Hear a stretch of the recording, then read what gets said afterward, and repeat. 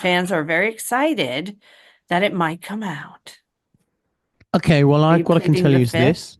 What I Yeah. can tell you is that what I can tell you is this, that in the early in the sort of mid 2000s, around sort of 2004, 2005, 2006, we were working on what turned out to be then our last album with Andy Taylor. Had the working title Reportage. We started working on it in Northern California at Andre Agassi's house, no less. Yeah. He lent us his house, which had a big room that we turned into a recording studio. I also played a lot of tennis there.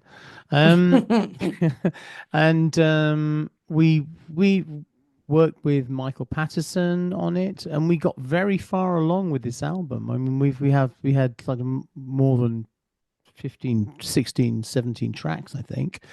And then we had our parting of ways with Andy Taylor, and it was decided that it would be much simpler for us to just shelve that album and start something new, which we did with Justin Timberlake and Timberland and Nate Hills.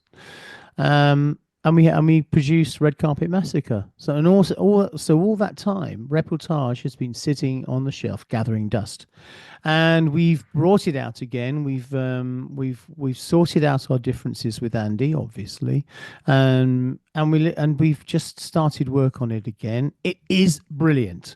It Hmm. sounds. I mean, it does.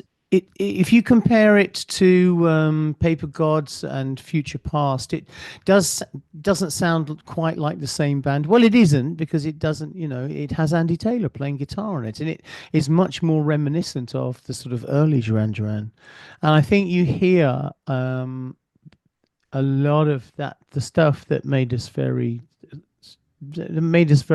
identifiable in the early 80s. You're going to hear that on Reportage. I cannot give you any more details that I'm not going to give you song titles or anything else. I just think that you will really, if you like early Duran, you're going to love some of the stuff on this.